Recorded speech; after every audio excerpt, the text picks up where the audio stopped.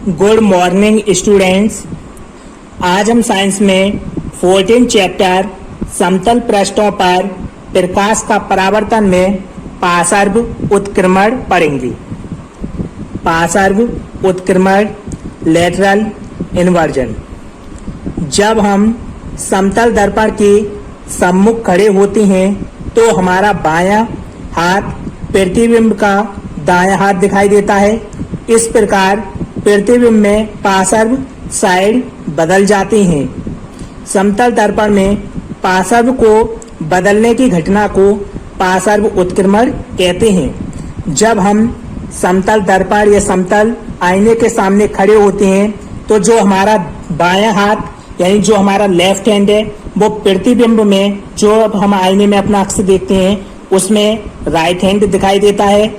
इस प्रकार जो प्रतिबिंब की साइड है यानी जो पार्श्व है वो बदल जाती हैं, यानी जो बायां होता है वो उसमें दायां दिखाई देता है और जो दायां होता है वो बायां दिखाई देता है। तो साइड का बदलना ही एक तरह से पार्श्व उत्क्रमण कहलाता है। तो समतल दर्पण में जो पार्श्व जो साइड है वो बदलने की क्रिया को ही हम पार्श्व उत्क्रमण कहते हैं।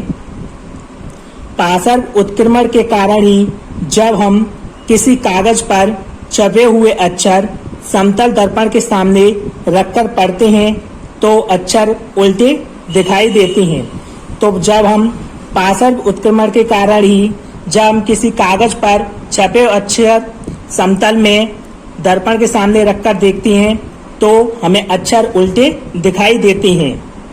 नोट: अंग्रेजी वर्णमाला के कुछ अक्षर ऐसे हैं जिनके प्रतिबिंब में पार्श्व उत्क्रमण का अनुभव नहीं होता है, जबकि उनमें पार्श्व उत्क्रमण होता है।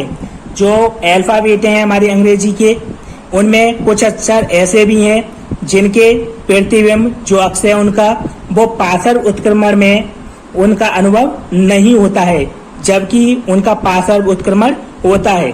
जैसे A, V, W, X, H, I, O, T, U, M, Y आदि। ऐसा इनकी सममित आकृति के कारण होता है।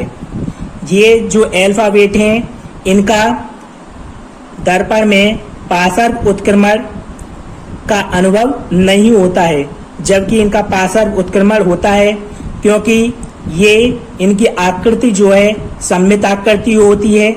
इस कारण हमें इसके पार्श्व उत्क्रमण का अनुभव नहीं होता है।